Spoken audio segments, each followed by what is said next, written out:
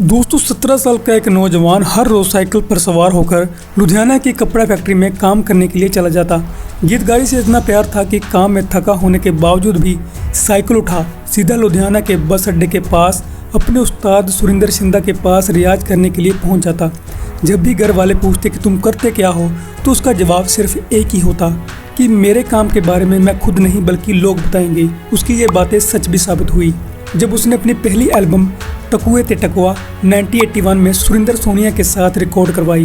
जब ये album market में आई तो हर जगह इसकी चर्चा शुरू हो गई। लाखों की गिनती में इसकी सेल हुई।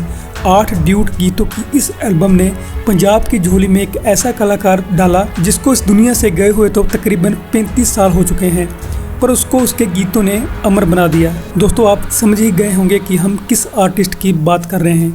दोस्तों हम बात कर रहे हैं अमर सिंह चमकीला की, जिसने अपने विरोधी कलाकारों को बिल्कुल बेरोजगार कर दिया था। दोस्तों आज की वीडियो में हम अमर सिंह चमकीला की पूरी ज़िंदगी की कहानी आपके साथ शेयर करेंगे।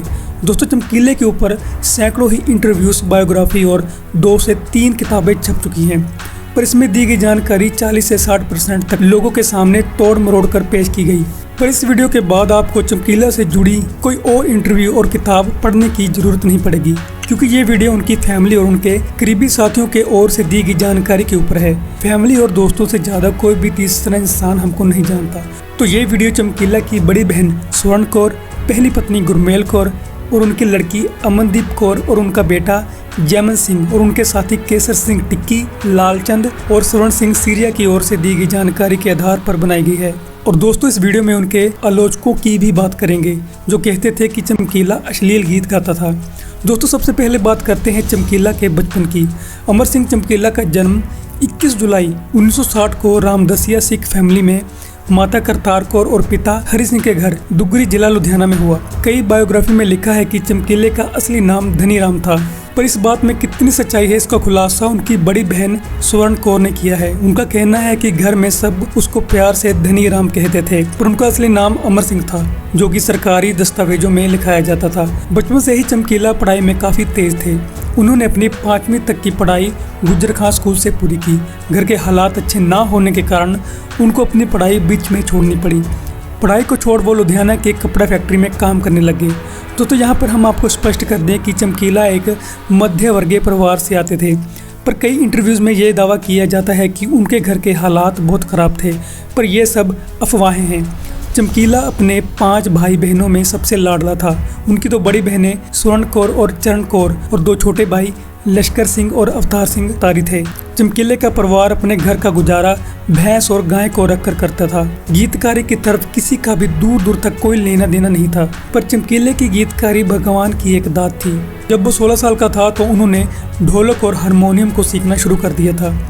हारमोनियम और ढोलकी के ऊपर पकड़ बनाने के बाद चमकीले को सुरिंदर शिंदे के बारे में पता चला।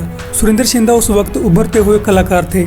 जब चमकीला लगभग 17 या 18 साल का था तो वो सुरिंदर शिंदा को साइकिल पर मिलने गया। सुरिंदर शिंदे ने जब चमकीले की ढोलकी और हारमोनियम बजाने की कला देखी तो बहुत खुश हुए और इस तरह सुरिंदर शिंदे ने चमकीले को अपने पास ही रख लिया। और सुरिंदर शिंदे ने खुद एक इंटरव्यू में बताया कि चमकीला लगातार 1 साल तक उनका सेक्रेटरी रहा, जिसको आजकल हम मैनेजर भी बोल देते हैं। दोस्तों चमकीला सुरिंदर शिंदे से गीतकारी की बारीकियों को सीखता गया और धीरे धीरे सुरिंदर शिंदा ने चमकीले को अपने हर एक अखाड़े में एक गीत गाने का मौका भी देता रहा। और इन सब के बदले उस वक्त चमकीले को 100 रुपये मिलते थे। पहली शादी और बच्चे। दोस्तों इस समय के दौरान चमकीले की शादी नंगल गाँव के पखवाल की गुरमेल कौर के साथ हुई और उनके घर 4 बच्चे हुए, जिनमें 3 लड़कियाँ और 1 लड़का था। पर थोड़े समय के बाद एक लड़की और एक लड़के की मौत होने के बाद उनके घर सिर्फ 2 लड़कियां ही रह गई, अमनदीप कौर और कमलदीप कौर। पहला लिखा हुआ गीत। दोस्तों चमकीले ने अपने उस्ताद सुरिंदर शिंदे को लिखा अपना एक गीत रिकॉर्ड करने के लिए कहा। पहले तो सुरिंदर शिंदा ने मना कर दिया, पर बाद में रिकॉर्ड करने के लिए मान गए और ये गीत बहुत ज़्यादा हिट साबित हुआ। चमकीले का सुपरहिट कलाकार बन जाना। दोस्तों थोड़े समय के बाद सुरिंदर शिंदा अपनी फीमेल वोकलिस्ट सुरिंदर सोनिया को साइड कर गुलशन कोमल को अपने साथ कनाडा टूर पर ले जाता है, जिसके बाद गुस्से से भरी हुई सुरिंदर सोनिया ने चमकीले को अपने साथ अपनी पहली एल्बम रिकॉर्ड करने के लिए मना लिया। इस तरह से सुरिंदर सोनिया और चमकीले की ओर से केसर सिंह टिक्की, जो कि चमकीले के साथ थे, उनकी बदौलत अपनी पहली एल्बम टकुए ते टकुआ 1980 में रिकॉर्ड करवाई गई। इस एल्बम को चरणजीत आहूजा की ओर से प्रोड्यूस किया गया था। जब ये एल्बम मार्केट में आई तो सब जगह चर्चा होने लगी। लाखों की गिनती में इस एल्बम की सेल हुई। जब सुरिंदर शिंदा कनाडा से वापस आए तो तब वो चमकीले के लाए इस तूफान से हैरान हो गए। अमरजोत के साथ जोड़ी और दूसरी शादी। दोस्तों, थोड़े समय के बाद सुरिंदर सोनिया और अमर सिंह चमकीला की जोड़ी टूट गई। इस जोड़ी के टूटने का कारण चमकीले के साथी स्वर्ण सेविया ने अपनी इंटरव्यू में बताया। उनका कहना था कि सुरिंदर सोनिया चमकीले को सिर्फ 300 रुपये देती थी, पर उसकी खुद की कमाई बहुत मोटी थी। जब चमकीले ने अपनी पेमेंट बढ़ाने के लिए कहा तो सुरिंदर सोनिया के साथ उसकी अनबन हो गई और दोनों की जोड़ी टूट गई। इसके बाद चमकीला ने कई फीमेल सिंगर के साथ काम किया, जैसे कि उषा किरण, हरनीत नीतू और अमर नूरी, पर इनमें से किसी के भी साथ चमकीले की जोड़ी नहीं जमी। थोड़े समय के बाद चमकीले की मुलाकात अमरजोत कौर के साथ हुई। अमरजोत कौर पहले ही कुलदीप मानक के साथ गाया करती थी, पर उनकी जोड़ी टूटने के बाद वो भी एक अच्छे मेल आर्टिस्ट की तलाश में थी और इस तरह से 1981 के दौरान अमर सिंह चमकीला और अमरजोत की जोड़ी बन गई। अब बात करते हैं चमकीले के शादीशुदा होने के बावजूद भी उसने दूसरी शादी क्यों की। दोस्तों, चमकीले की बहन के मुताबिक चमकीला अमरजोत की आवाज़ से बहुत खुश था और वो नहीं चाहता था कि उसकी जोड़ी अमरजोत से टूटे, तो अपनी जोड़ी को पक्का करने के लिए चमकीले की शादी अमरजोत से करवा दी गई। शादी की खबर जब घर पता चली तो घर में हंगामा तो हुआ, पर चमकीले ने सबको अपनी बातों से मना लिया।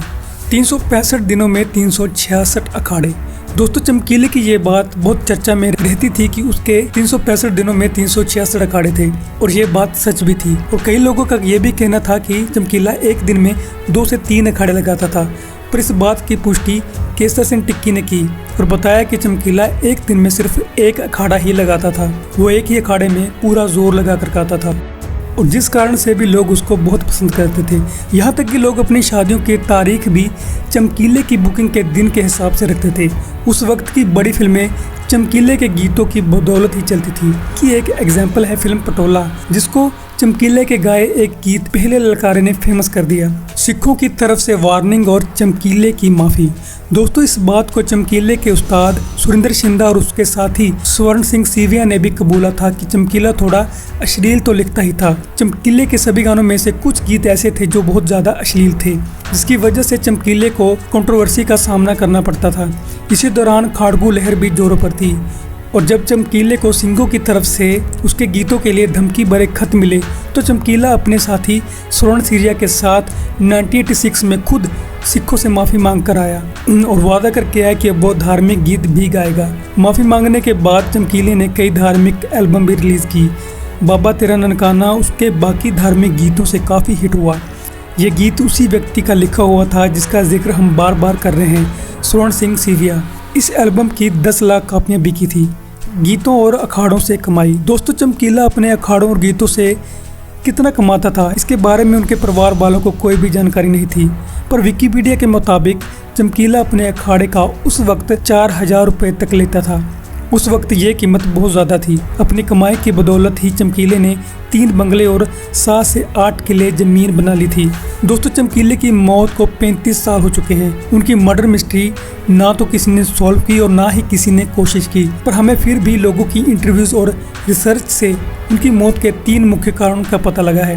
पहला तो ये कि चमकीले को उसके साथी गायकों ने ही मरवाया था, क्योंकि उस वक्त चमकीला इतना फेमस हो गया था कि उसके साथी कलाकार घर पर बैठ गए थे, उनको कोई काम नहीं दे रहा था। और दूसरा कारण था सिंघों के द्वारा चेतावनी दिए जाने के बाद भी चमकीले का अश्लील गीत गाते रहना। पर इस बात पर स्वर्ण सेविया ने बताया कि सिखों से माफ़ी मांगने के बाद चमकीले ने एक भी अश्लील गीत नहीं गाया था, इसलिए सेविया का कहना है कि ये काम सिखों का नहीं हो सकता। स्वर्ण सिंह का कहना है कि चमकीले को मारा तो 4 लोगों ने था, पर सिर्फ फेम लेने के लिए इसकी जिम्मेवारी 14 लोगों ने ले ली। दोस्तों, इस मामले का एक और पहलू भी सामने आता है जिसका जिक्र लालचंद ने किया था। हम बता दें कि जिस दिन चमकीले के ऊपर हमला हुआ उस दिन लालचंद भी उनके साथ था और उनके कंधे पर भी गोली लगी थी। लालचंद का कहना है कि कई सिरफिरे गांव नौजवान कलाकारों को धमकाकर उनसे पैसे की डिमांड करते थे, पर चमकीला उन जैसों को 1 रुपया भी नहीं देता था और जिसकी वजह से ही इन शरारती अंसरों ने चमकीले का कत्ल कर दिया। चमकीले के साथ उसकी पत्नी और ढोलक मास्टर और एक पेटी मास्टर भी मारे गए थे। चमकीले और उनकी पत्नी का अंतिम संस्कार दुगरी गांव में किया गया। चमकीले की मौत का सदमा उसके परिवार वाले सह न सके। चमकीले की मौत के बाद उनके भाई लश्कर सिंह ने ट्रेन के नीचे आकर सुसाइड कर ली। यहाँ पर हम बता दें कि चमकीले की दूसरी पत्नी अमरजोत कौर ने 2 लड़कों को जन्म दिया था। बड़े लड़के जैमन के अलावा चमकीले की मौत के समय उसका एक 20 दिनों का नवजन्मा बच्चा भी था। पर माँ बाप की मौत के बाद उसकी भी 1.5 महीने के बाद मौत हो जाती है। चमकीले का पिता भी बेटे की मौत का सदमा ना सह सका और वो पागल होकर मर गया। दोस्तों, आज चमकीले की पहली पत्नी गुरमेल कौर अपनी बेटी के साथ दुगरी गांव में रहती है और उसकी दूसरी बेटी कमलदीप कौर कनाडा सेटल है। चमकीले की दूसरी पत्नी अमरजीत कौर के लड़के जैमन की शादी हो चुकी है। दोस्तों, हम अंत में यही कहना चाहेंगे कि गोली किसी भी मसले का हल नहीं है। एक गोली एक इंसान नहीं बल्कि पूरा परिवार खत्म कर देती है। दोस्तों, वीडियो इन्फॉर्मेटिव लगी हो तो वीडियो लाइक करें और वीडियो को शेयर करें और हमारे चैनल को सब्सक्राइब करना बिल्कुल न भूलें। हम ऐसी ही वीडियोस आप तक लाते रहेंगे। धन्यवाद।